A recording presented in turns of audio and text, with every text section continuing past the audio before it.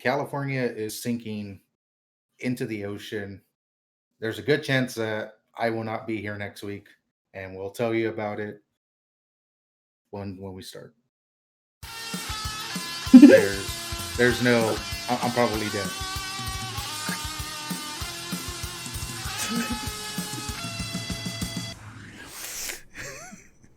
Sorry, Californian watchers. Your West Coast supremacy is coming to an end. You guys have had the nice weather for too long. Now it's going to be Nevada's time to shine. Nevada. I actually don't know the states on next to Nevada other than California. Arizona? Arizona. I guess Arizona. Like you're gonna have Arizona beachfront property now. Like yeah, Las Vegas is gonna be the new LA. Oh man, right in front of the beach. Can it get any worse? Can it reach that level of depravity? Maybe. All right. Well, again, we're back. It's another week, and I saw the best thing when I went to the store today. I went to the store, and like again, I appreciate the amount of people still wearing masks. I'm definitely still wearing my mask when going out, even though I have both shots. Team vaccination. Team Pfizer. Pfizer gang. Pfizer gang. But I saw someone outside the store, and so they have their mask, right? It's pulled down to here, and they're smoking a cigarette, like just outside. And I'm like, I appreciate the health awareness and the irony in your actions. I appreciate it. It's like I can't get coronavirus. My lung capacity is already shot. Like I can't handle it. If you just coat the interior of your lungs with nicotine, then the virus can't get through. True. True. Five head. That's how it works. That's the big brain. It's the big brain thoughts. But Fa, I hear that your desk was shaking. Yeah. So a little while ago, right before we started, it happens every once in a while where I'll just sit on my desk and then my table will just do that. And I don't know why it does that other than it's probably an earthquake because there's nobody else in the house right now except me. And yeah, maybe an airplane is flying too low, but I just think it's California beginning to fall to the ground because we've been having a lot of earthquakes lately. This I actually slept through one about on Wednesday. Wait, was there an earthquake Wednesday? I believe so. I don't know if it was Wednesday or Tuesday. It was like a 4.3, and I slept through it. When you said, okay, I'm not gonna lie. When you said my desk is shaking, I was like, oh my god, is it like breaking? Like, what did you do? Like, how hard have you been raging at Overwatch? Like, I thought you like, oh no, the foundation of it is actually getting fucked because I'm just slamming it so angrily. Actually, maybe because I've moved this desk a lot over the past month because I've just been moving like my microphone, my mounts. I guess that's true. That's a good point. When you say my desk will do that, your desk is gonna shake, so that makes sense because we do have an audio version as well. Right. You have to pretend that people can't see us. No, but it's kind of funny to think about, like, because Nick recently went through Tornado Week 2021. Yeah, that was actually kind of scary. Back-to-back weekends of tornado. Believe it or not, it happened last night too. It just didn't get that bad. So we almost had another week of it. It's not normally this bad this early. This is kind of unusual. I wonder what could be causing weird weather. Who knows? It's in, I don't know. God, Jesus, take the weather steering wheel. It's in God's hands. Yeah, it's crazy because like I keep getting messages like, oh, it's snowing again in April. I'm kind of like, why is it snowing where you're at when that's normally not the case? Yeah, why can't we get rain here in California? Why are things suddenly different now? So Suddenly, it's all new. Nah, like Oh no. around here there was like a huge dust storm, and like it's crazy whenever like it was like this. It's like the scene in the fucking Mummy, like where you see the wall of sand just coming. You just don't have the face attached to it. Just a wall of fucking dirt and sand and crap. Just like you, and you're sitting there going like, well, I hope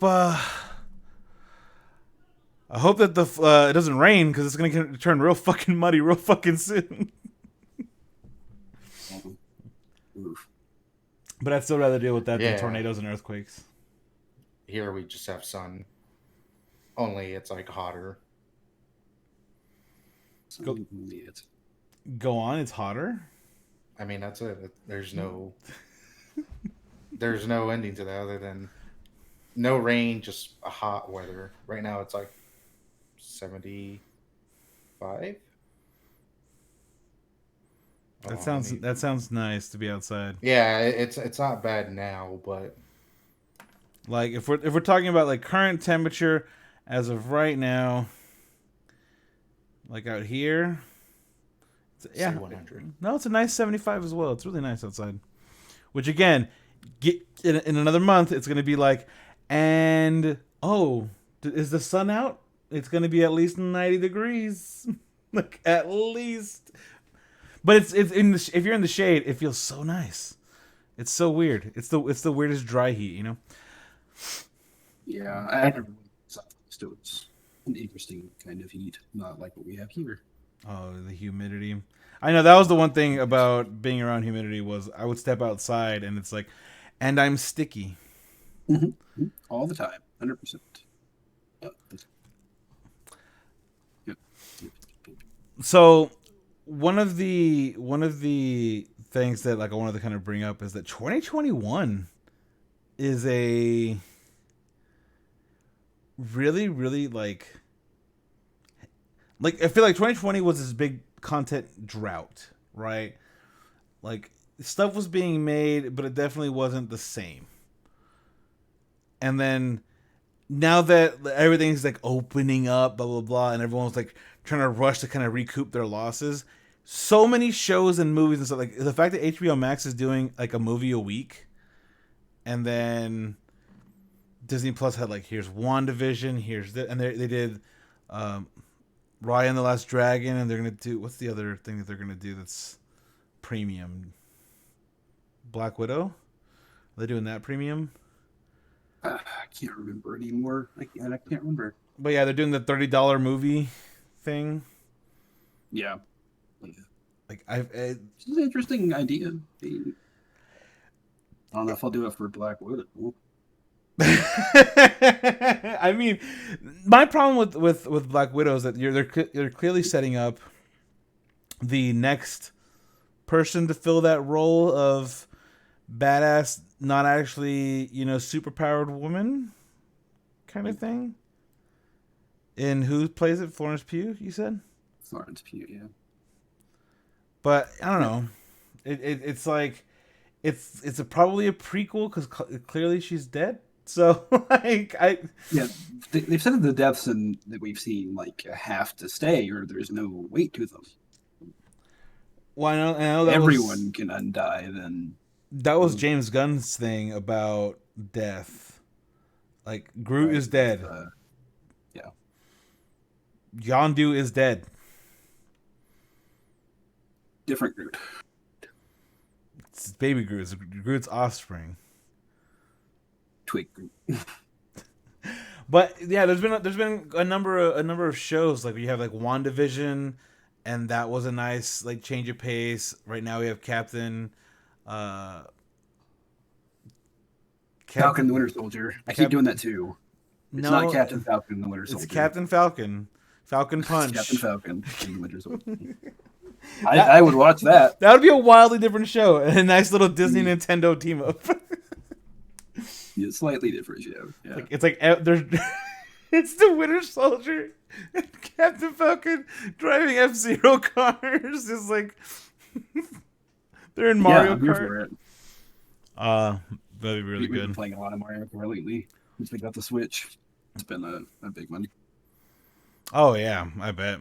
I hear there's I was told there's like a PC Mario Kart that you can do. There's a mobile. I mean, I don't know if it's an official Mario Kart, but like there's a thing. Oh, this is like from years ago. Oh well. Either way, yeah, we've been watching Falcon and Winter Soldier, and a little bit of spoilers, I guess. A little bit of spoilers. The amount of Easter eggs they're throwing in the show is pretty crazy to me. There's a lot. Like what Battlestar, Battlestar. Black Cap from like the 50s, 60s, 70s era. Right. You have what's his name? Is Isaiah Thomas? Isaiah Bradley. Isaiah Thomas is something else. Bradley. Yeah. I just like Isaiah. I go right to Thomas. Like it's a little my bad. Yeah, I mean you have all that. Plus you have a bunch of callback casting roles, I guess.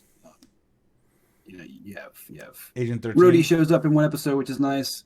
You have what's her face? Emily Van Camp, Sharon Carter, Agent 13. Daniel Bruhl coming back is fantastic. I could talk all day about Daniel Bruhl as Zemo. I don't know. Are we ready to dive into that? Well, but my question is, I guess the only thing about like Zemo is like the people seem to be like confused about the. And people keep saying the word retcon, and I don't think it's a retcon. I think it's an expansion because it doesn't necessarily change who he is. Like he could have been like royalty the entire time. That's not the problem. Like that doesn't change what we've seen before. That's perfectly within. And he's got a superhuman issue. Yeah, and and at the same time he focused on his family. He focused on like he was an intelligence officer. It's not like he was just some random grunt. He was an intelligence officer. Like yeah, someone of like, and we've seen it in real life. Like we've seen like Prince Harry serve in the military and like be in helicopters and shit. Like it wasn't like royalty hasn't served before. And so I don't know. It's kind of weird to be like, oh, he seemed so humble before. I'm kind of like, yeah, he probably was more humble, like with his family life. Like being royalty doesn't mean you're a dick. Being British royalty means you're a dick. There is a slight difference. I mean, I don't know. It's hard to get into the colonizer aspect of Marvel Comics because there's a lot of shit going on there and a lot of different stuff to pull from. Well, I mean, with the way that they use Wakanda, right? As like the uncolonized African nation, like clearly they pull from that quite a bit, right? The same way that they pull like with Isaiah Bradley the entire like Tuskegee experiment callback. But I don't know. Maybe like it's just me, but this is a 6-episode miniseries. It's only gonna be 6 episodes compared to WandaVision's 9. I don't know. I have not actually taken any of the criticism or anything. Like I haven't looked into anybody's response or reaction to it yet. But like I thought Zemo was one of the better villains we got throughout the Marvel run, at least up until this point. One of the better villains we got, and distinct in being just like a regular dude. He's not some kind of like god from another planet. He's alien. He's not a wizard. None of the big three. He's just a dude. He's pretty smart and manages to pull off his actual goal of fracturing the Avengers. I mean, he's the only Marvel villain that really wins by the end of it. Like he accomplished his mission. Right. There is some level of success there. Yeah, I don't know. I just think that's interesting in a universe of superpowered villains that all fuck it up within 2 hours. Zemo's still going strong. and managed to get exactly what he intended, which was to cause the fallout between Cap and Iron Man. To be fair, To be Thanos did fair, win. who? Thanos? No, Thanos won at the end of Infinity War. that isn't a win. That's Like a win. That he accomplished his goal. it did not stand. It doesn't count if somebody shows up, lops your head off, and then undoes everything you did and kills a different version of you just for funsies. No, you didn't win. If I'm running if I'm running the 100-meter dash and I cross that finish line, and then someone breaks my knees, Little different. Let's say I you're don't. let's say you're a running back at I don't know, some Southern California university like USC, and it's like roughly 2008, and Well, you win the Heisman Trophy, but then it turns out maybe you weren't doing things right on the low. You were maybe breaking some rules, and so they take your Heisman Trophy back. Did you win it? Technically, no. Technically, yes. Technically, nobody won that hypothetical Heisman Trophy from 2008. That's a win. That someone won that and they just took it away. I mean, it might still get you an NFL contract. It might get you a bunch of punt returns for touchdowns in your career, but it's not going to get you that Heisman Trophy award back. Just saying. I'm just saying Thanos 2 Electric Boogaloo definitely lost. Definitely. Like 2014 Thanos is just a dipshit. Fucked it all up. I mean, that's a epitome of laziness where just like, I know I can go do things, but you do it for me. You go. I'm just gonna sit down. This chair's real comfy. I'm gonna let you do it. Don't worry about it. Do some farming. You do your thing. Play some Animal Crossing. Okay, that's the alternate. That's the alternate timeline that I want. Where like, You show up and Thanos is just gonna switch playing Animal Crossing. no, they hand him a switch. And they're like, look, we're not ready yet. Like here's some Animal Crossing, or they give him a tablet and they're like, here's some Stardew Valley. Like here, Here's some Sim City where you can like build a city and then just wipe out half of it if you want for fun. Click of a button. Explore your options. And he goes, oh, now this makes me happy. And they're like, good. I'm so glad. Let's put a smile on my face. Thanos, my boy, here's some Stardew Valley. Please enjoy. So I give this person a flower and they like me. This is quite intriguing. Yeah. I don't know. I don't know why Thanos became Vulcan all of a sudden, but I mean, I can't do Josh Brolin. Like, I can't do Josh Brolin. Josh Brolin. I am slightly more hopeful for the Loki series after having seen the trailer for it. Owen Wilson, I feel like, it just in the trailers, like because Tom Hiddleston has been killing it, as Loki. And it's weird to see Owen Wilson like basically stand like toe to toe in the trailer with that. I gotta tell you, it's so nice to see Owen Wilson come back with a vengeance. Like, he had a rough patch there a few years back, but man, he crushed it in this so far. Like, maybe it's just a really great trailer. I don't know, but I don't know. I was happy to see him in it. I'm a little concerned about the Loki series. I think it's going to be good, but because it's still Avengers 1 Loki. It's Loki who hasn't learned any lessons, become part of the team. This is not Thor Ragnarok adventure Loki. This is still pure, I just tried to destroy the Earth, go fuck yourself, Loki. And I'm wondering, like, okay, so as far as this series is concerned, like, none of that happened.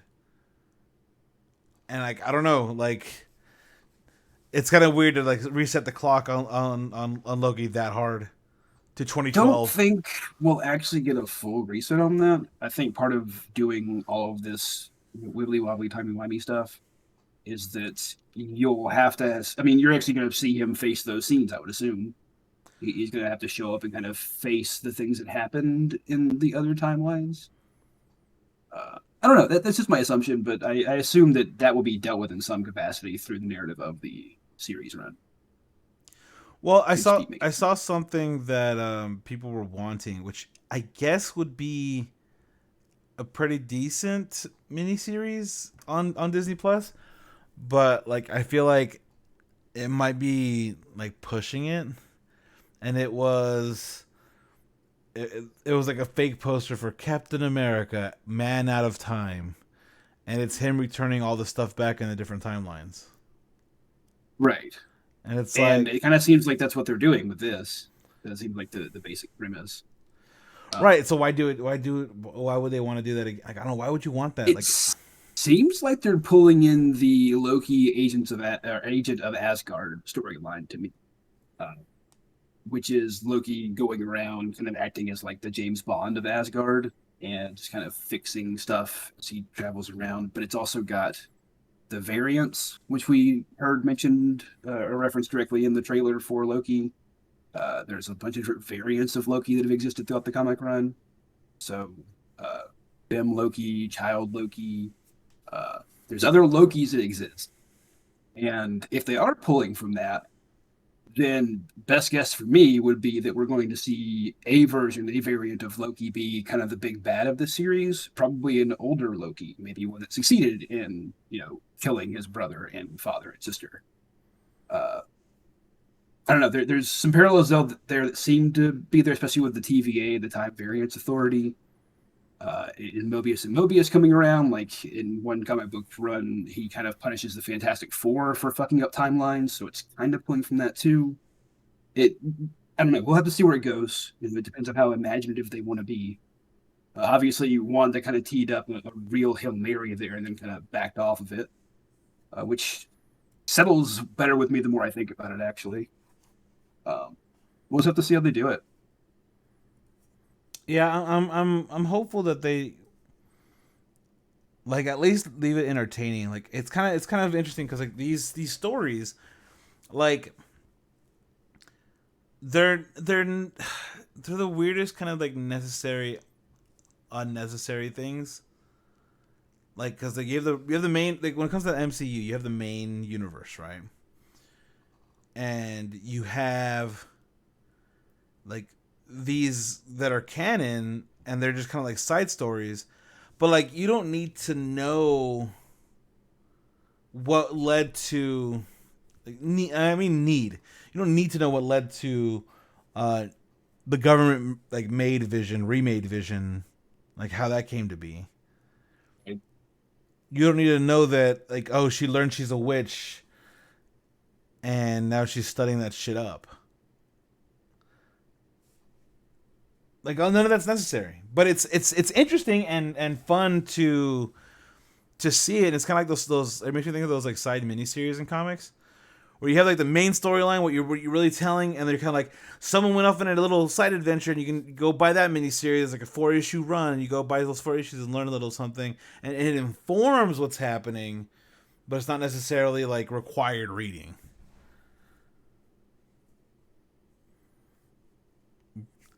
I don't know. I'm enjoying it. And that's where like Loki, like Disney Plus is allowing them to do silly things. Right. Again, the more stylized things that wouldn't work necessarily as a film. Obviously, you can't do the WandaVision multiple TV episode kind of transition in a movie. It doesn't work. Uh, it just wouldn't fit. So yeah, I mean, they're using the platform. It seems like in ways that meet the call. Having a shorter, longer run with Falcon and Winter Soldier, I think fits that narrative better. It really does feel like a limited series. It's kind of a callback to Civil Captain America and all that. But Well, okay, so this is where like I thought that like and it honestly kind of bugs me. I thought that's what we were going with streaming. Like after Daredevil season 1, I was like, "Oh, so they figured it out." Like they really figured it out. the problem was that they had somebody involved with the Netflix side of things that didn't want to work as part of the cohesive vision with Well, it Feige wasn't the and Netflix side of things. It was the TV side of Marvel. right. That's what I mean. Ike Perlmutter, I believe his name was, Yeah, or it some just it shit. wasn't good, but it seems like they're kind of backing their way into it now. especially with the What If show being next, that's playing with the multiverse thing all over again, which will probably be kind of a jumping point off of the Loki series. But I mean, what they're doing now is kind of fun. It feels more like the animated series, especially the DC animated movies, which, I mean, you don't have to have any kind of continuity between those. They're just one offs that exist. There's 6 or 7 different types of Batman out there right now. Cool, that's fine. Nobody has any issue with it. Like some of Doing the the one offs is some interesting. some of the movies do have some continuity, Some do, yeah, like but they don't have to. like Flashpoint and like one of the Suicide Squad movies is a direct like connection, which is interesting. But you have things like Tower of Babel and Justice League War. Like, and it's kind of funny because Justice League War, I always feel like is the better way to have done the Dark Side story. Like, because it doesn't involve convoluted shit. Like, this is them meeting for the first time. Here's the threat, and they're like, okay, here we go. We're just running in. We're hit the ground running. Yeah. Yeah, I think that's what he was going for if he'd been given more movies, but that's obviously not going to happen now. But well, okay, that's last episode. But he was getting okay. It is okay, but it was the last episode. You're right. We were talking about Snyder, but I mean, but he wasn't given more movies. He was given fucking 3. I mean, he wanted to do more of a thing with Justice League. I would think it would have been different. Okay, well, he could have had 4. That sure. didn't happen. It didn't happen. I don't know. I just. If you want to, you can see the strands of like 6 different storylines in either version of Justice League, where you could tell like they really had other ideas, but they tried to shove like 7 movies into one. It just doesn't work all that well. Because they did the same thing with with Batman v Superman, as they fit Batman v Superman, Death of Superman, and what's the other one? Whatever. Kind of Dark Knight Rises. Sort of Dark Knight Rises. Like, yeah, it was like again, to me, it's an amalgam. It's an amalgam of Batman. Like, oh, if you like Batman, you'll recognize some of this stuff. Which is what that's what Justice League felt like too. Like Flash having the future suit and stuff. Like, okay, that's a thing I kind of recognize. I get that that's Flash. Some people don't at all, which is great. Some people understand what the cosmic treadmill is. Right. Like, not everyone will, and that's okay. It's okay. It's not a concept for everyone. I mean, because that requires you to have a little bit more like prior knowledge, and that's kind of like the thing with references, right? You can have the reference there and not have things be required like research prior, and that's why I like the idea that they were kind of like introducing the cosmic treadmill. It's like, well, okay, well then you have to explain that though. That's the only problem, is that if you want to have it be so central to the plot, you have to explain it. And then like it became not even central to the plot. It's just a weird plot cul-de-sac that just then gets left behind. Plot cul-de-sac. Yeah, you took you took a little detour. It went nowhere, and you went back to the main road. Like, I don't know what to tell you. Like, that's exactly what happened there. That's it. Not much else to say. Oh, but you said you had researched and stuff. What was it that you researched? So the other big streaming thing that happened recently was Kong versus Godzilla. Oh, we're talking kaiju. Okay. Talking kaiju. Okay. I love kaiju movies. I grew up loving them. This was great fun for me. So we watch. We've watched most of them at this point in recent months. Most of the American Godzilla. So we watch Kong versus Godzilla. It's, first of all, a really fun movie. You could absolutely cut out every bit of human anything in that and just cut straight from monster fight to monster fight, and I would be perfectly fine with it. It doesn't lose anything for me. Preferably. It seems like they kind of got the idea of the people just need to get the fuck out of the way. Like, we're not here to look at Millie Bobby Brown. I'm sorry, great young actress, gonna have a great career, I'm sure. I want to see. Not all of us are Drake. I want to see Kong. Spoilers for all of that. But I want to see Kong and Godzilla grab either side of Mechagodzilla and then just body slam him to a building. That's what I want to see. I don't want to see Millie Bobby Brown yelling at her mom. You know, you know.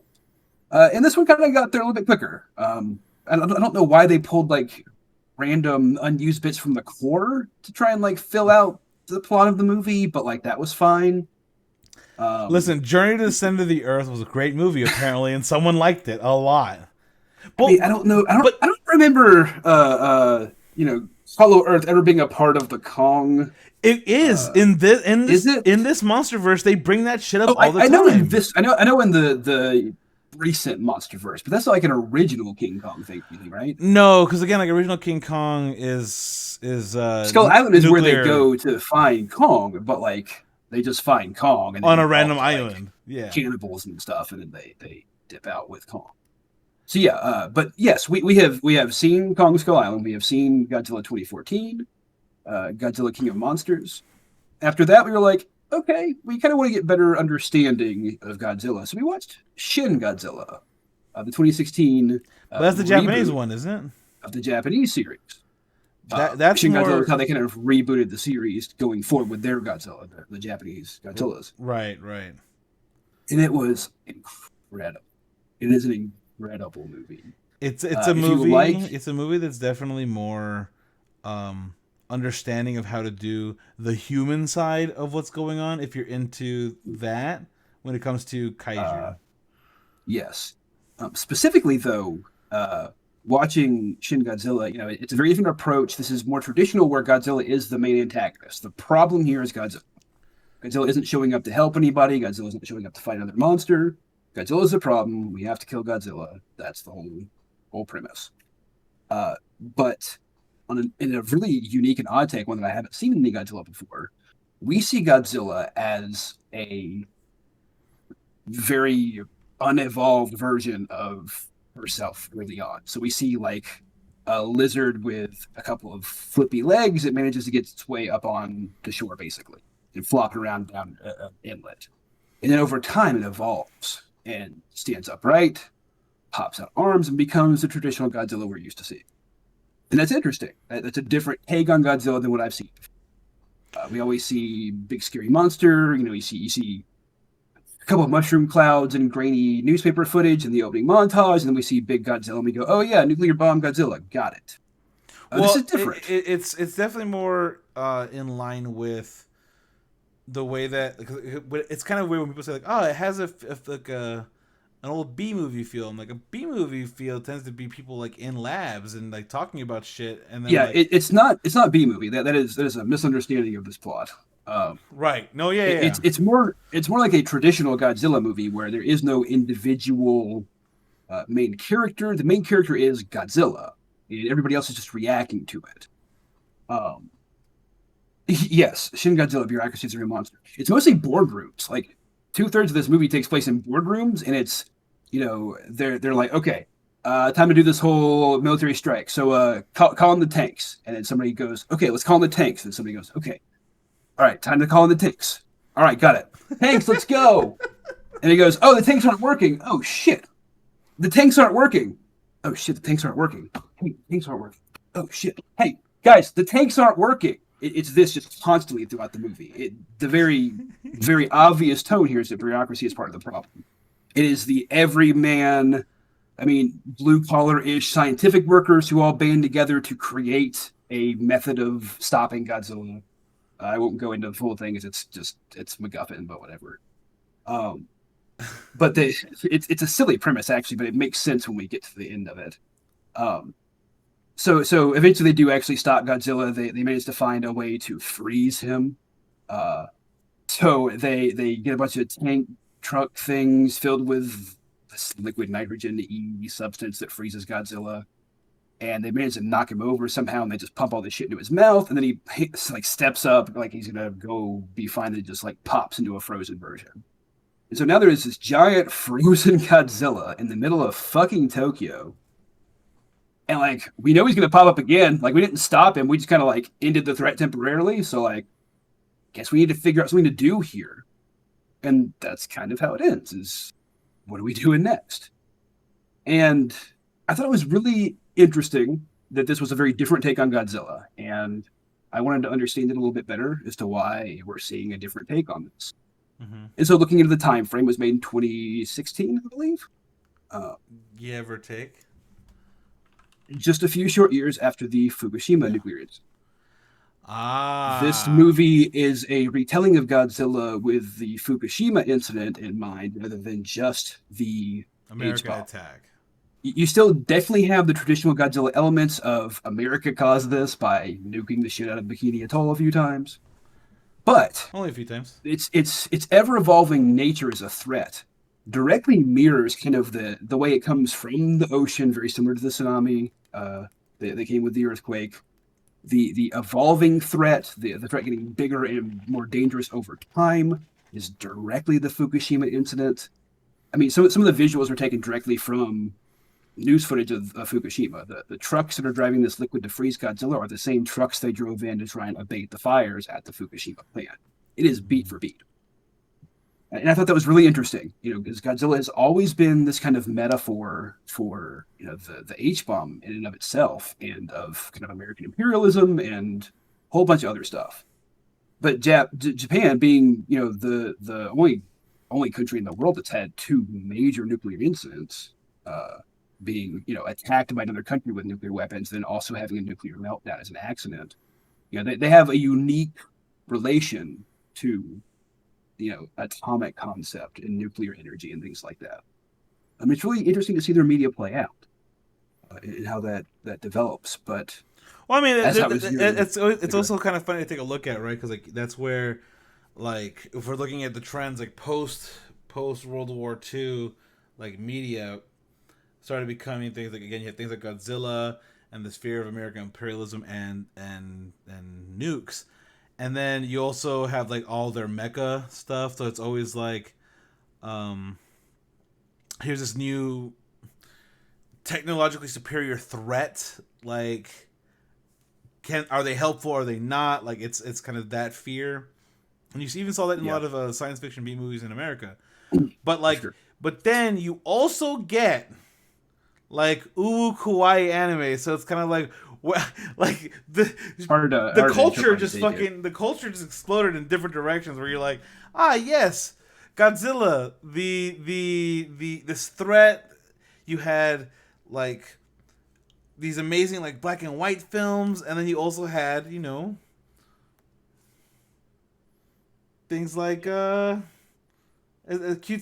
anime. Yeah. Well, so again, I'm still like in research mode as I'm doing this. Like, I'm curious about all this. So clearly, we have some inclusion of Fukushima elements as Godzilla modernizes. Going back and looking at Godzilla 2014, you can see a lot of those elements kind of in that too. Much more recent to it, but there is a lot of that feels very similar to Fukushima. Some of the shots in that look like they're might as well be filming at Fukushima. And that story is told very similarly to a more traditional Godzilla movie, where no one character really matters more than the other. Obviously, it's almost a bait and switch with how that movie plays out character-wise, without going into spoilers there. But that's kind of how the other Godzilla movies play out. In Shin Godzilla, at one point, like the entire like cabinet and PM and all that are just wiped out because they get on a helicopter in a kaiju movie. I mean, you should know better, but whatever. But they're all just wiped out, and that's just it. Like, halfway through the movie, the people we've been following this whole time are gone. Now it's new people. Moving on. It's interesting. But I really want to get a better understanding then of how Godzilla came about being. I mean, I don't know how Godzilla came onto the scene. I don't know how that. So I went looking into that too. And the first Godzilla is from the mid-50s, so it's roughly 10 years or so after the bombs were dropped. And it is very much built around the idea of Japan is recovering from this war that devastated them. And then here is this new ever-present threat. One of the things I did not know before researching this was that the first person to die from an H-bomb was actually Japanese, but it wasn't at Hiroshima or Nagasaki.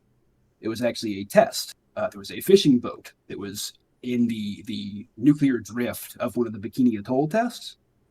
And they became infected and got sick, and one person who had pre-existing conditions died because of it. So the first casualty of a nuclear weapon was a Japanese person completely unrelated to any of the bombings in World War II. So Japan has always had some sort of nuclear energy as a thing that represents the big evil of white imperialism, and it's ever present as a threat for us. It's always just sitting there waiting. And I thought that was just really crazy. But the craziest thing to me is that Godzilla is not the original kaiju movie. It's not the first that came onto the scene. There Uh, was, I mean, I know giant monsters like didn't originate from Godzilla, but who was before Godzilla? the main one to really kind of break into the scene was a movie in '53 called The Beast from 20,000 Fathoms. And that is a retelling of The Foghorn, which is a Ray Bradbury short story. But it has a lot of the elements you would go on to see from Godzilla. It's got giant monster. It's got the radioactive awakening. It's actually a monster that's embedded in ice in like Antarctica or something, and they nuke it awake. It's not atomic energy that creates it. It's atomic energy that wakes it up. And it invades New York. In the short story, it just fucks up a lighthouse because that's all. But in the movie, it goes and fucks up a city of some sort. I think it was New York. But they find out that its blood is caustic, not nuclear. It's not fallout that's the issue, but it's caustic, and they can't just shoot it because it starts bleeding stuff that dissolves everything around it. So they actually kill it by using a radioactive isotope and shooting it into an open wound so it burns itself from the inside out. And that was before Godzilla. And I think with that context in mind, it's incredible to realize, like, we're like, oh yeah, atomic energy, cool. Like, yeah, it wakes stuff up, but it also solves the problem too. Awesome. Solution for everything. Very 1950s America. And Da, Japan's da, like, holy fuck. da. Like, this shit is going to kill us no matter where we go or what time it is, no matter what decade or anything. Like, nuclear or anything is going to be a threat all. It's just such an interesting shift between those two.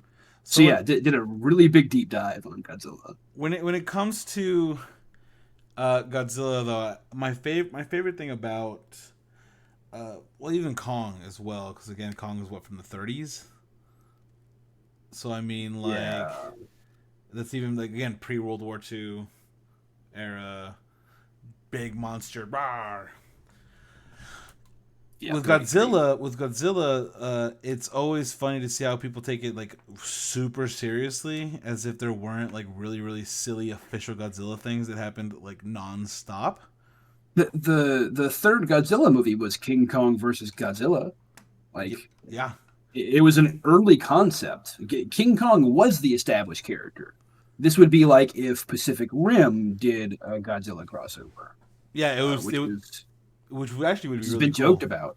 It'd be really There's been cool. talk about it, but it's always in like those ethereal, like, oh, that'd be cool ideas. But like one day, uh, Kong versus Godzilla reminded me significantly of Pacific Rim with the neon fight scenes. Yeah, the kind of synthwave aesthetic. Yeah, I was really okay with that. I was really okay with it. I'm Be- so tired of dark, dreary, rainy fight scenes. Like the Well, Zack that was Snyder. one of the things that they apparently talked about, was that they wanted to contrast the ending fight to be during the day, because they're like, it's always at night, and I think that was part of the delay, as they were changing a night fight to a day fight, Right, which makes right. sense. But Uh, again, this is, I think, in the '70s, an official Toei thing with Hanna Barbera. They had Godzilla and with Godzuki. Godzuki. Fucking Godzuki. I still have that theme song ringing in my head. Like it'll never leave And it's just like, from the depths. That's as much as I can sing with a copyright. But you yeah, good you've had it stuff. forever. You've had silly shit forever with Godzilla, and I see people kind of like, oh, they ruined the concept of Godzilla. I'm like, you can get mad Are at these Godzilla people? '98, okay? I was gonna say, are these people that have only watched Godzilla '98? Because I have watched that recently too. Oof. Godzilla '98, Uh, the magically size changing Godzilla for some fucking the reason. magical size changing Godzilla, the complete Jurassic Park ripoff, including the music. I did not remember the music being Oh such a yeah, terrible Jurassic Park ripoff. But somebody was like, "I'm just gonna copy Williams' beat for me." hang on, Uh, that's a it's lot of Godzilla fish. '98, is that the one that's the dinosaur? Yeah, this is a dinosaur. It's a T Rex. It's rip basically off. Dexter. I believe I watched that movie theater at the movie theaters when it I came did. out. I saw it in theaters. I saw My it a million my times my after. aunt I had the took me toys. to it. Oh, good stuff. Godzilla '98 was hilarious because of the fact that it was like filled with Simpsons people. It Like, was. It was. It's Hank Azaria as the camera guy, which he plays enough voices that you're not like, okay, well that's a character from The Simpsons. but not the He's just news guy. but not fucking Harry Shearer Don't. playing Kent Brockman. Like he's just playing Kent Brockman on the show. I had not seen Simpsons when I saw this movie as a child, but I have seen them since. And you're And like, now I'm what like, the that's fuck? just fucking Kent Brockman. It's not even subtle. Yeah. Like honestly, it's one of those things where why was this made? But as far as kaiju's go, who would you say is like your favorite kaiju? Oh, Godzilla for sure. Okay. My favorite kaiju. Like or here's another a little addendum, like kaiju, like mecha, like big mecha as far as these kinds of movies go. Because like I will include like things like Mecha Godzilla as an option. Because Mecha Godzilla is technically not a monster; it's built, but Right. It depends on how far you stray into like giant robots that are monsters. But Godzilla is my favorite of the general concept of kaiju. I grew up watching. Gamera's pretty good. I like. I grew up watching the old Suit Vision Reptar? Godzillas. Suit Vision, if you don't know the term, is the practice of filming in a suit on a small scale, destroying stuff. So that was invented for Godzilla, and I think that's awesome. I love that type of filming. I don't know much about like Godzilla. I do know some of the monsters. I don't know. I'm gonna go with is it King Ghidorah? The Yes. I know it was in the I know that it was in the King of the all first monsters? Godzilla movie No, that came out a while back. It was in. it was in King of All both. Monsters. Yeah. It was both. It was King Kong versus Godzilla too. Yeah, I don't know. Like I just like I like that crazy. I do dinosaur looking like thing. Ghidorah a lot. Are we going into spoilers for King Kong versus Godzilla? I guess. Isn't it Godzilla I- versus Kong technically? Oh yeah, I'm still thinking of the old one. The old one. See, that's where I'm at. I'm still stuck at 62. Okay, we'll do spoilers in that. But I absolutely hate that they plug into Ghidorah's skull to get some sort of Animus style genetic memory. It's very anime. Like so. Okay, if we're gonna skip into Godzilla versus Kong. All right. Here's the thing.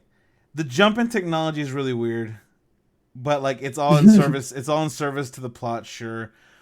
But like, yeah, and I'm gonna agree with Sam Wise here in the chat. If it was the brain, sure. It's Why just is it the not just skull. in the jar? Put it's a thing that keeps growing its head back. So put like a little metal cap on its neck and stick its fucking head in the jar and be like, yeah, we kept it around. It won't die. See, okay, so here's the thing. All right, We ready? can pick this movie apart. Ready? I've been playing a lot of Final Fantasy 14. Okay, Uh-huh. and so the way they approach story is very weird to me. Like because again, I'm used to MMOs like WoW, and I played Star Wars: The Old Republic. Again, there's a linear story that you're telling. Final Fantasy doesn't give two fucks about that. The actual linear story it tells you to go to, like it skips the 1.0 stuff before Realm Reborn because it was garbage, and they had to remake the entire game, and that's what Realm Reborn even stands for. So they had to incorporate them rebooting the entire fucking universe into the story. So they summon Bahamut, and Bahamut shows up and basically wipes out the world, and everyone starts over, and no one even remembers the incident, and that's the whole story now. That's the story now. Shit happened. Who knows why it happened, but Bahamut got summoned, and now unlocked everyone's ability to summon more primals, and that's a problem now. Because summoning primals was really hard before, but now there's so much ether everywhere. Holy shit! You can summon primals all the time, and that's a problem. Because you're basically summoning gods nonstop. Yeah. There's a raid that I recently got like taken through, and it is, and again, because it's them taking Bahamut. They have Bahamut's head, and they're rebuilding Bahamut. And it's like, Of course. that image in that raid of just Bahamut's head just there, and like sinew, and like just, that could have been what they did in this movie. Right. Didn't. And they didn't. And I was like, that visual right there looks so cool. And that's from 2010? Like, the visual of this still looked cool. It just doesn't make any goddamn sense. well, no, because like as the raid progresses, right? Like, because patches and stuff like that. So like you have the head, and then it goes down to like the chest, and then like it starts going out into the wings, and like you can see the parts that are like biological and parts that are mechanical that they like patchwork together to regrow this fucker. And it's like, that would have been like a cool visual to have with the skull. Is that like you can see that part of it's like regrowing back, and you're just like, oh shit, this fucker could be like coming back. I don't know. It was like a big skull. Yeah. Just a big old piece of calcium. Just a big old skull. And then of course the operator. I don't know if y'all caught this because it didn't click for me at first, but the operator, Shirazawa, is the son of Shirazawa from the other guy from Godzilla 2014. Let them fight. Yeah, that guy. Didn't realize that was supposed to be what that was. He was just kind of there, and I didn't really get why it was him, but okay, so that made some sense. I feel like there was a lot more people story there, and after the others maybe didn't do so well, or maybe after, just noticing trends, they were like, you know what? We don't need a lot of people in this kaiju fight movie. Like, maybe we just cast a couple of people that are pretty, charismatic, throw them on screen for 15 minutes to walk from point A to point B. I mean, the entirety of what the humans do in this story, the our trio of misfits, 11, Paperboy, and fucking Ricky Baker from Hunt for the Little People, like this great trio of people here. Really though, really enjoyed watching them. Brian Tyree Henry, Julian Dennison, great, really fun. But it did not make any difference in the story. The only thing they managed to do was to slow down like the Mechagodzilla for like half a second, and then to watch the guy get swiped by. Like, there's just nothing to what they do. I don't understand why and I'm okay with them like bare boning the human side story, but like, then why have it? Like, you really only needed the one story, and that was Godzilla's caretaker and the little deaf girl. And that's what Shin Godzilla does so much better, I think, is by not focusing on people. Like, there's only like 3 main characters in that one, and the rest are just cameos. It's very obviously cameos. I don't know who any of these people are, but they're very obviously cameo roles. Right. The point is not the people. The people are there to get you to understand the circumstances around this giant monster destroying downtown Tokyo. For this, it really felt like the movie was conceived for Godzilla vs. Kong. It seems like the movie was conceived with, okay, we've got 3 big set piece fights. How do we get them from here to there to there? Like, I want them fighting on an aircraft carrier in the ocean. So, like, let's get Kong on a boat. Kong on a boat. Like, why are they taking Kong on anywhere in that vessel? Why is Kong in a dome? Like, so Godzilla has ignored Kong for like ever.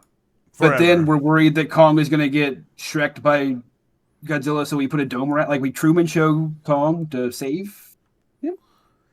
Yeah, that's what I'm saying. It's like their explanation for why, because it does not make any sense. They're keeping Kong docile, and it's like, right, but they're not. But he's they're very not. angry. He's throwing very agitated. Seems angry.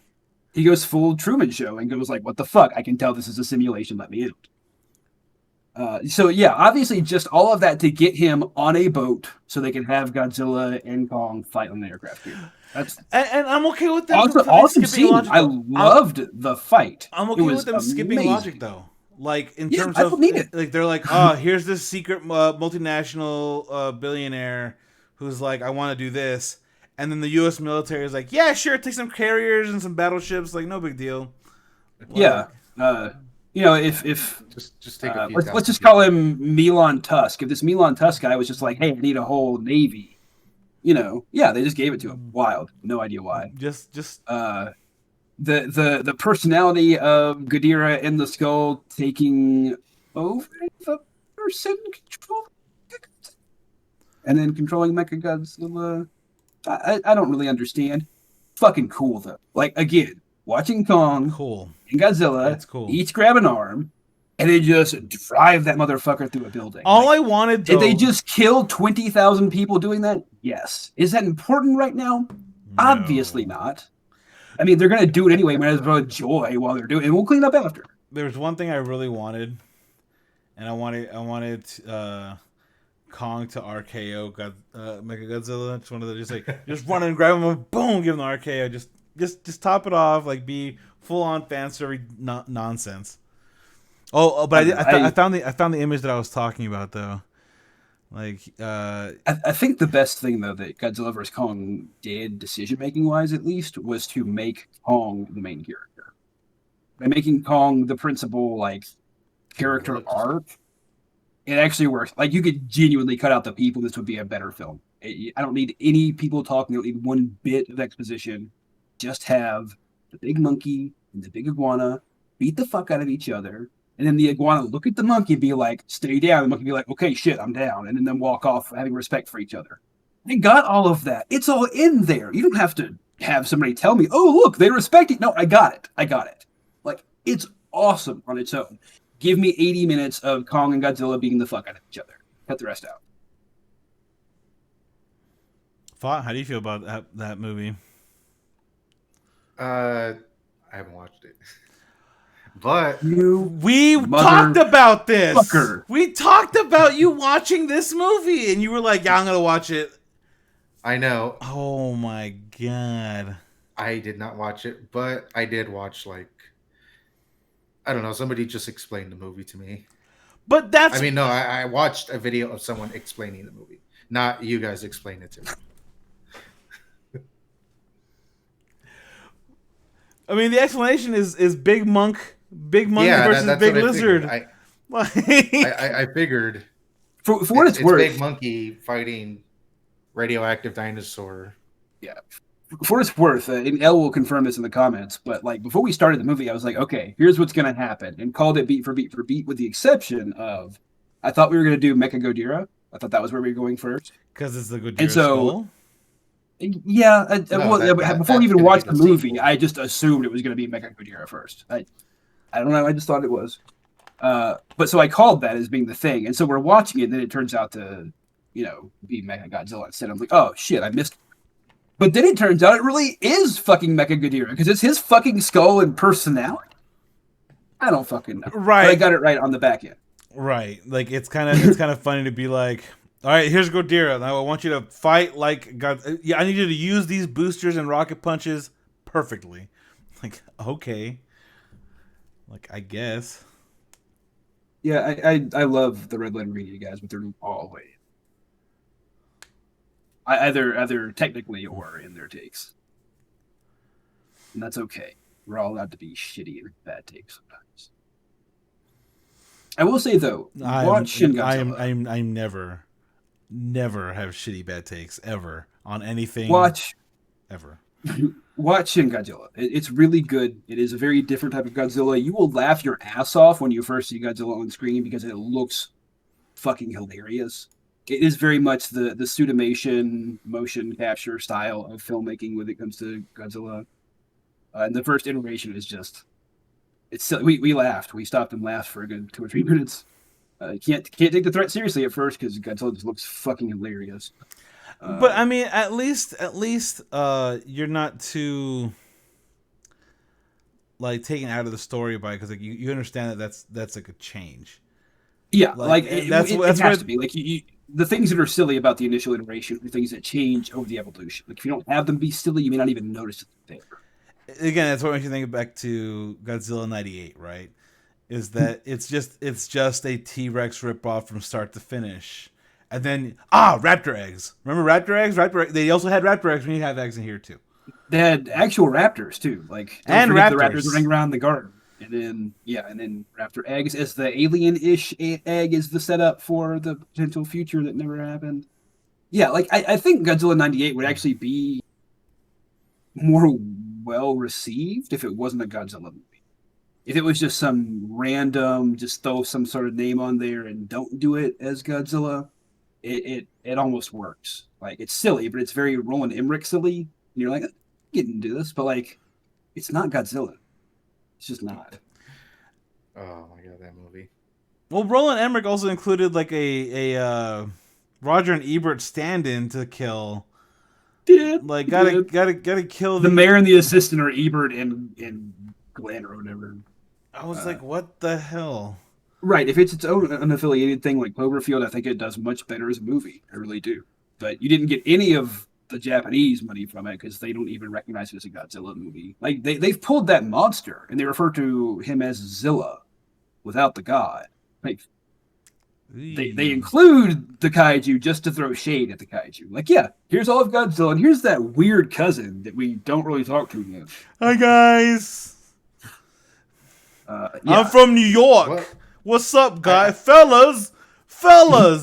Hey, I'm Hey, walking. I'm a Godzilla too. And they're just like, nah. They're like, nah, dude, you stay over there, please. I remember there being a Godzilla movie where Godzilla actually fights those lizard dinosaur things and just beats the crap out of them. I don't know if you Like, guys have ever as seen in that scene. reference to the '98 movie? Yeah, it was the actual dinosaur, and Godzilla beat the crap out of it. I'm sure. I'm sure. Like I do vaguely remember that being one of the plots of a Godzilla movie Because eventually. you can look it up on YouTube where like Godzilla Hang beats up on. '98 Godzilla.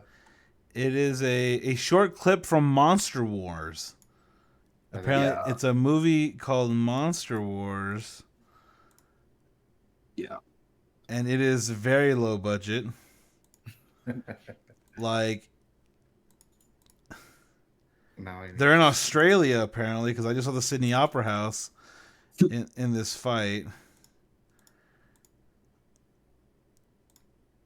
and so there's '98 Godzilla looking like a terrible CG monster.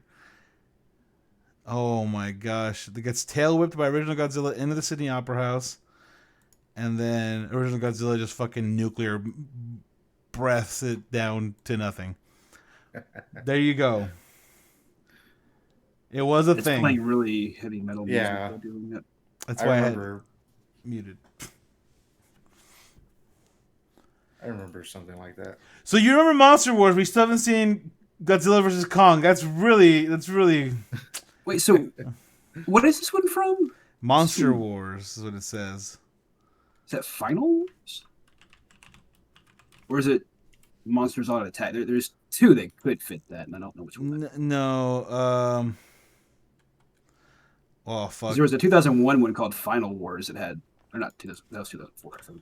That had Final Wars that had a bunch of different monsters. It might have been that. Mothra, Gigan, and I think Monster. No, that's a. yeah, it's got to be that one because they refer to her as Zilla in that one. So it's Final Wars. Maybe that's the. Well, apparently they referred to that thing as Zilla as well in Godzilla the series, the cartoon version of '98 Godzilla. I don't know, but I know in the Toho Japanese circles that it's I think it's like it's Godzilla without the god. It's Zilla. Well, no, apparently that's what the fuck they called it though. I think they're making. I'm sure, but I'm sure that's Japanese just. people are making jokes about it, but like, I think they are. like, Oh yeah, the cool hip way to call it something in 2000s was Zilla, but that's fucking lame. and everyone's just like, Okay. like slow jerk off motion. Okay, Yeah, guys. if we have to.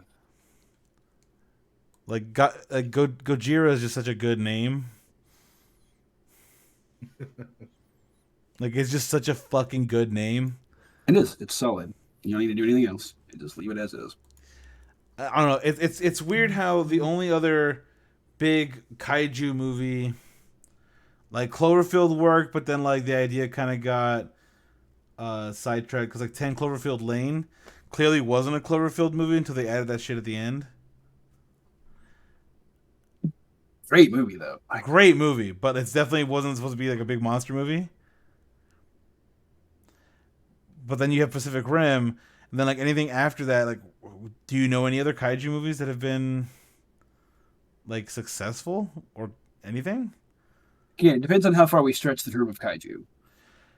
Big monster. Is it big is big a sentient thing. robot from space a kaiju? I'll give it that. So Iron Giant is a kaiju. Okay. So is an oversized terrestrial being, like just a huge version of a normal thing on Earth, a kaiju? Well, that's what Godzilla is. Okay, so Clifford the Big Red Dog is a kaiju. Got it. So I mean, Yeah, there's some loose interpretations. No, but I'm talking about like again, a big live action movie and success. Like Jurassic Park got suggested. I would say that is sort of kaiju, but not really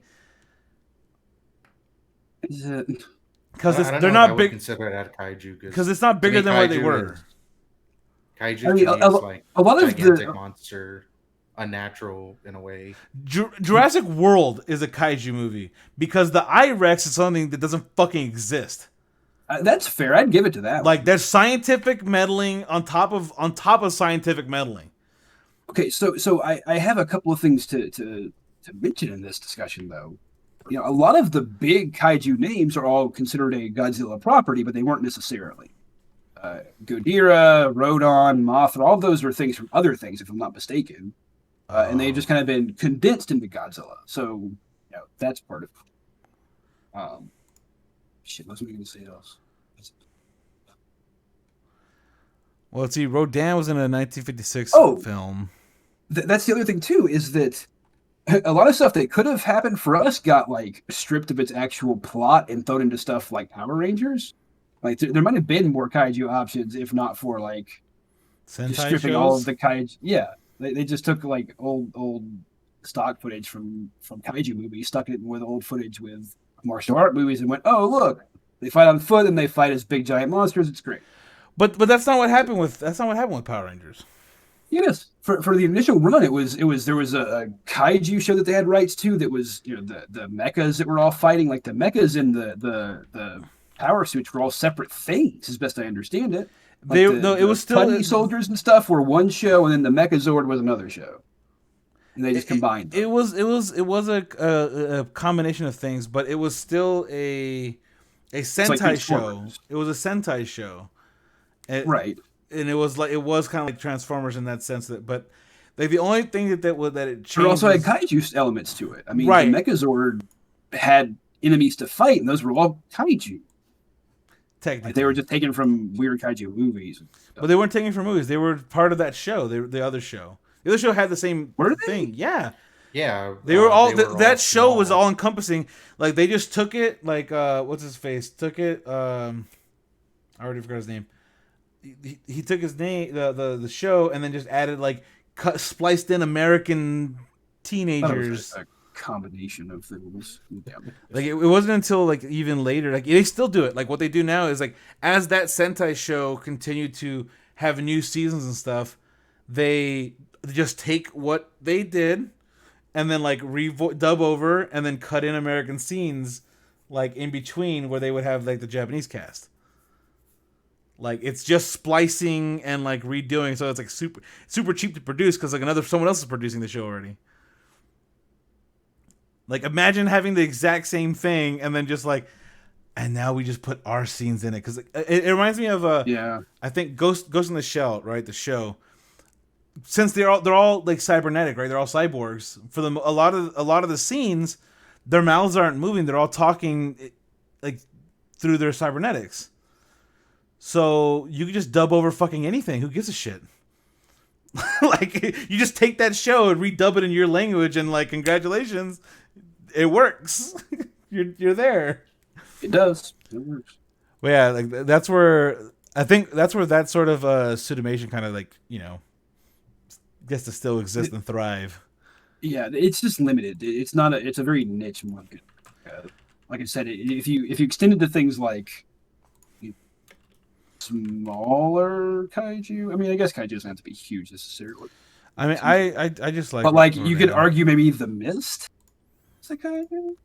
Well, no, because like the I mean, I guess you don't see anything outside of the mist though, like or even in the mist. You just see them kind of You like, definitely see the implication of big monsters though. Like you see tentacles for sure in the Mist. and you see like small little bug things, but I mean, you like definitely get one that's huge though, because it's like spiking people out of the parking lot.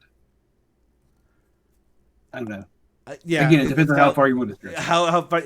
See, and like I just don't think that it doesn't get very successful if like the main focus is the monster very much.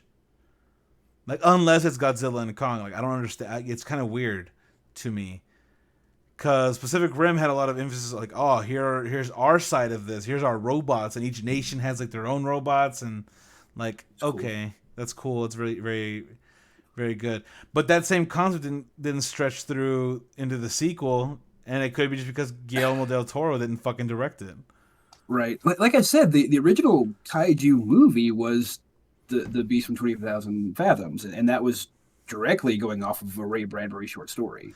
Was So that also done by Toho though? no, that was American done. See, because I think like the reason why everything gets lumped in to Godzilla is so that Godzilla took off and then started fighting, and Toho made all those. Like, so I think it's all within Toho's Yeah, no, branding. this was a Warner Brothers thing. It was Oh Jack shit, Knight and Hal Chester back in '53. Yeah, that's pretty crazy. yeah. But yeah, I mean, as far my favorite is still Rodan. Like, I'll go on that one. I love Rodan. I grew up in a good time for Godzilla with the Godzilla series, the silly one with Godzuki, plus the animated version of Godzilla '98, and then I Godzilla '98. I Obviously, remember watching the animated Godzilla and like not hating it at the time, but I was also 9. So like right, I'm kind of afraid. It's one of those series that it's kind of like don't go right. back. I used to like Godzuki too, but like I was like 6. It makes me worry cuz like I have gone back and I don't remember if it was Knights of the Zodiac, the English version, or it was Ronin Warriors. Like those anime. I went back and watched one of them, and I was like, "Oh my god, this is garbage." Like Yeah, I was so young and I was so dumb. I would not want to go back and watch Godzilla the series. I'd be so scared. I'm sure it's bad. I mean, it seems like very much well, one, it's a part of its time. Like it's like the Men in Black show or the Ghostbusters show. Like at one point, they were trying to do animated versions of The movies you saw. more adult properties, but geared towards children or adolescents. Like weird. Yeah, remember the Mummy had a cartoon show. Yeah, Did the Mummy have a yeah. cartoon Yep, show? yep. I They used to do. watch it. They revamped Johnny Quest at one point to kind of fit that too. The new Quest Adventures or whatever.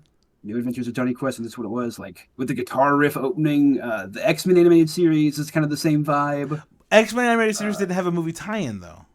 no, X-Men animated series was, I think, what they were trying to do. I think they were trying to mimic that. They wanted that, hip, edgy '90s feel with a branded property that we own the rights to. Yeah, I think that's what they were going for. Was like, oh yeah, let's do an X-Men show, but make it Godzilla. It'll be fine because everybody loves all those people Right, in because like Godzilla. I'm thinking about it, right? So like you to make a Godzilla cartoon series, you have to have you know something that makes sense to follow, right? So you'd Yeah, have to have what human what is the characters. purpose of a Godzilla series? Like, a Godzilla movie is usually, oh, there's a Godzilla and that's a problem. Let's stop it. I mean, You you that is you exactly could how it goes down. Yeah. only do that so much in a 22-minute animated show. Like, is he going to be a monster of the week, but instead of a different monster, it's just Godzilla keeps popping up? Like, hey, I'm over here this time, guys. I'm in India, and they have to fly out to India to take. I mean, what? Like, I don't know. I don't see how that works as a show. As a limited series, maybe. It's But like why you'd have to completely ignore Godzilla for it to work as a limited series, I think. it's really unfortunate because like you have to think about the contemporary original animation that was happening at the time, right? Like I think of oh shit, this isn't at the time. That was 93. Oh my gosh, never mind. But even then, I'm just like, ugh, that's a lot of like I didn't know the movie had its own TV series. I had no idea. That is So much absolutely shit had its own unfortunate. TV series back then. That's so unfortunate. And like some big names on it. Michael Chiklis did a bit on it. Paget Brewster had a role there. Ron Perlman was on it. Tom Kenny did a couple of roles because he was just big at that point.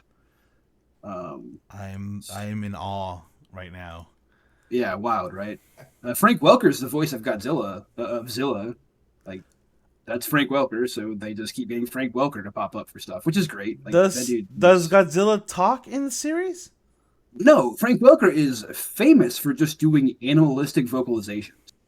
Like, he's in the credits of a lot of stuff because he just shows up and does a mic for a couple of hours. You know what's great?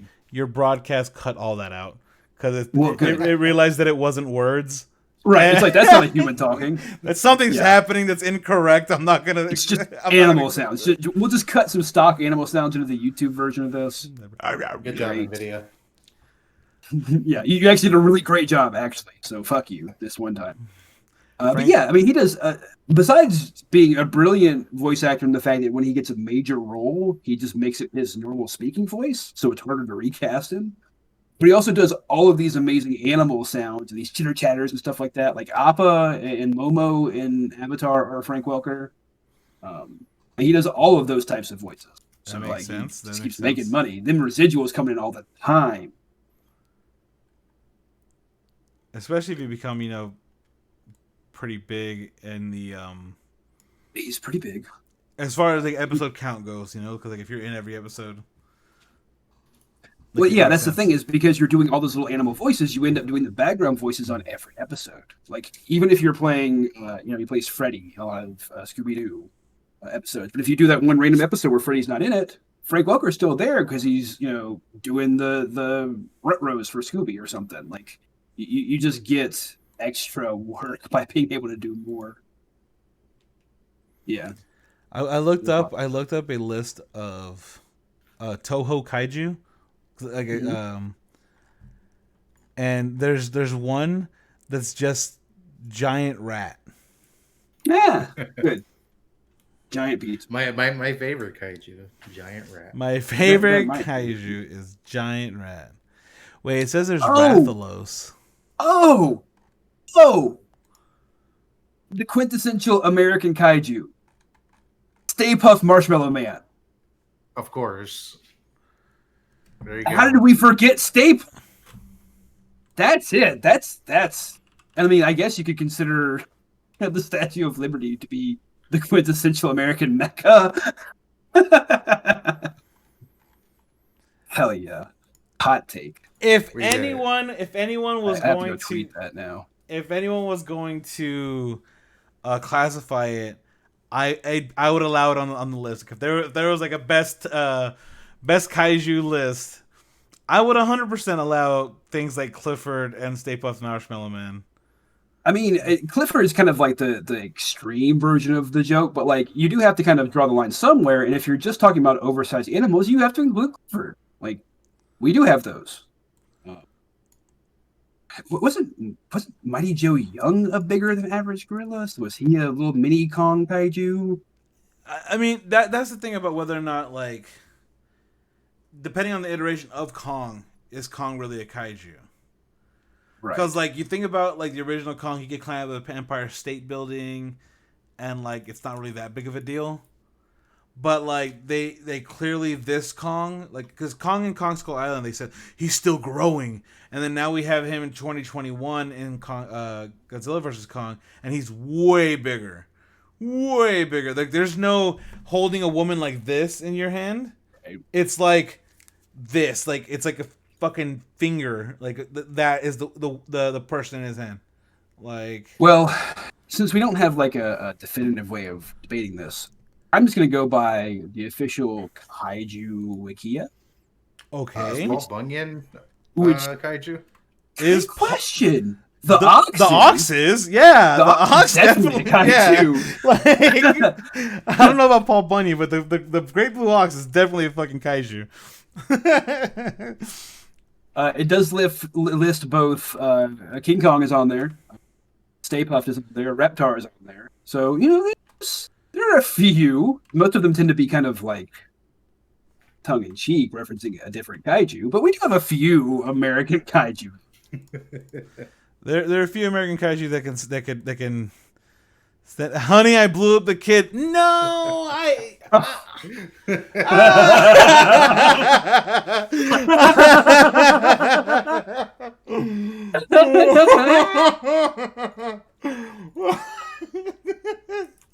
I don't know. Yes, I don't know. officially yes. I don't know if that would. It's a bit of a stretch. It's a bit of a stretch. Nope, nope. I think it counts. I'm gonna count it.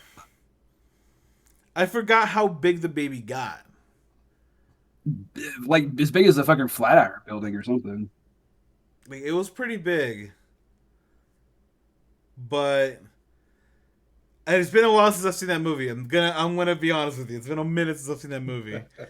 I've No, seen look at this Baby fucker. Hold on. Geniuses more recently than Do, this. do you see? Do you see how big this fucker is? That is a big old baby. Oh, That's a okay, kaiju. okay.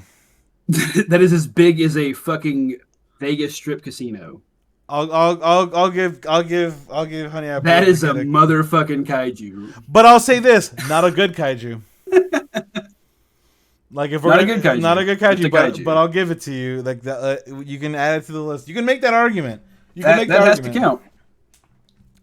Like you could definitely make that argument. Not one that I would make personally, but I could see it. I see you I'm seeing gonna that die on baby. that hill. That baby is gonna get its ass whooped by every other kaiju because like it's a dumb baby. But like I think Clifford would be the only friend to that fucker. Like, I mean, it's always one of those questions, right? Like, who cleans up Clifford's shit? Like, that girl has to have like a big ass like tractor and like bulldozer to clean up that poop, right? And who's changing that baby's diaper?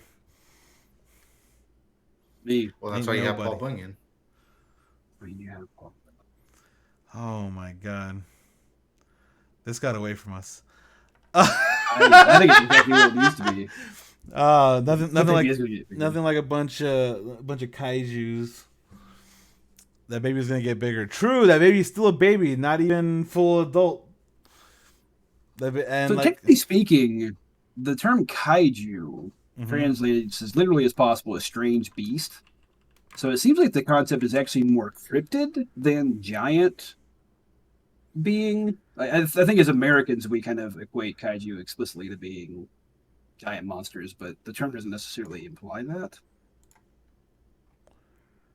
You could argue that any kind of cryptid is a kaiju. Bigfoot. Yeah. I mean, Abominable snowman, that's at least oversized. So that one's always considered. I don't know. I need to do more research on whether on the relationship between kaiju and cryptid. Are all kaiju cryptid or all cryptid kaiju? What's up? We gotta get I think that because of the way that they are like filmed and portrayed, and like if we want to be like respectful to like original like usage of that, like I was looking at like who's the smallest like kaiju, and they were like, well, it's Baragon, who's only 150 meters tall. See, Only. again, we need to really clear up our definition of kaiju because again, the literal translation doesn't help us. It just says beast monster. But we do traditionally associate kaiju with being huge, and there has to be a firm put on that. I'm definitely going to say Stay Puft is a kaiju though. Yeah, I can Full-bore totally defense of I can totally agree with that. I like weirdest hot take I expected to have today, but I'm going to die on that hill. I'm okay with it. Yeah, but I'm gonna definitely go with what like Japanese filmmakers and such have defined it and portrayed it as. And that's where it's like they're big monsters. They're big, and it's usually in terms of like mutations or like from outer space, even like all that sort of stuff. And it's the reason why Mechagodzilla counts too, because like they made it, and it's just like big and fucked up. Like I don't know, it's big and fucked up. Okay, here's two good examples or hypotheticals or no. Anyway, fuck it. Clash of the Titans. Is that a kaiju? Clash. I don't remember it. It's Greek mythology, but it does have giant Yeah, monsters, cyclops, that kind of thing. Like, the No, because Kraken. again, like we're talking specifically kaiju. That's like going back and retroactively calling it that. Like I think that's its okay, own thing. Like not okay. Not everything that's giant is necessarily a kaiju. well, that's what I'm trying to determine. Like, okay, Like so next thing is like, uh, uh, the Meg, which is a megalodon. It is an giant extinct animal, giant shark. giant shark. Extinct real life animal kaiju? How No, close is it to its original like the Meg is way bigger than even prehistoric megalodons, right? sure. Like I'm sure that it's just like even freakishly large compared to what the fossil record shows. Like if that's the case, then like sure, I guess, but without real city destroying potential in the same way.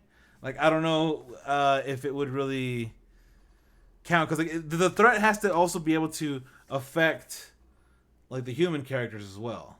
Right. A megalodon in all was 15 to 18 meters, so they were pretty monstrous. They're pretty big. That's pretty big. But the Meg makes it seem like it's the size of, you know, multiple Yeah. submarines. Right. Okay. So how about this? What about them with the giant ants? What? Which one? Them, THEM, them. The one from the 1954 film? That sounds right. Them Yeah, giant giant ants. ants. Yeah. Kaiju. It's the same era. So I think like again, that era definitely That's kind of stems. shot like a kaiju, I mean, which is one to mention that. Well, it's not necessarily just that. Like it's the same era, and I think it comes from the same place. Right. Like it comes from the same idea of like we're coming from this post nuclear discovery of the atomic bomb and what things could happen with nuclear changes in radiation, yada yada yada. Godzilla definitely stems from that, and I'm sure them seems to also stem from that a little bit. So Right. why And wouldn't so say that it's a kaiju? I feel like it's definitely comes from the adjacent. same. It comes from the same cultural context, Right. global context at least. Same with eight-legged freaks then in that vein. Yeah, I was gonna That's bring pretty up similar. eight-legged freaks right now. What about Let's see. tremors? It says right here, Tremors could them is one of the also first be 1950s nuclear monster, quote unquote, and the first quote unquote big bug feature. So I big wonder if bug. Big Bug is a its own, Genre. I yeah, mean, its own subgenre because it's not necessarily like Kind of seems to make monsters. sense. I mean, who's gonna go toe to toe with giant rat? Not the eight-legged freaks because like you could fight those with motocross bikes. Like I don't know what the fuck to tell you. You fought that shit with a motocross like kick. I would definitely say that the troll in Troll 2 would be kaiju. I mean, like I guess again, that's an argument to make. It's huge and oversized, so like it's as big as like a building. I think that There's counts. the deadly mantis. Like okay, so Rampage that came out recently with The Rock, where it has like a larger than normal gorilla, and like Mighty Joe Young is a larger than normal gorilla, doesn't really strike me as kaiju, but King Kong is repeatedly kept in the discussion. Right. So I think we have to say that intrinsically, kaiju does have a giant. Umbrella. Well, yeah, but I mean, it has to be something larger than average. It can't just be. It can't even just be a big gorilla like Mighty Joe Young. It can't be a genetically modified giant gorilla like Rampage guy because he's only like twice as tall as The Rock. But King Kong can like hold you in his hands, so kaiju. I think that's where it gets drawn. Size matters. And with that, I think we're gonna call we're gonna call an end to to this episode. Size matters. There's your episode title. When it comes to kaijus, size matters. Oh man. All right. We're gonna close it out. Be sure to like, follow, subscribe, all that stuff for YouTube, and then of course all the stuff on Spotify and whatever you listen to podcasts. Hit it up on YouTube as well. And mash that like button. Mash that like button. Do all the social media things. Follow all of us on Twitter. Work us up a shirt design, L. Make it happen. Yeah, we'll work on a shirt design of size matters, and it's just a bunch of pictures like monsters, like kaiju, like of different sizes. It's just size matters. That's really great, though. Tune in next week for me wearing that shirt. All right. Well, this is going to be the end of the episode. Haha. Bye. Bye.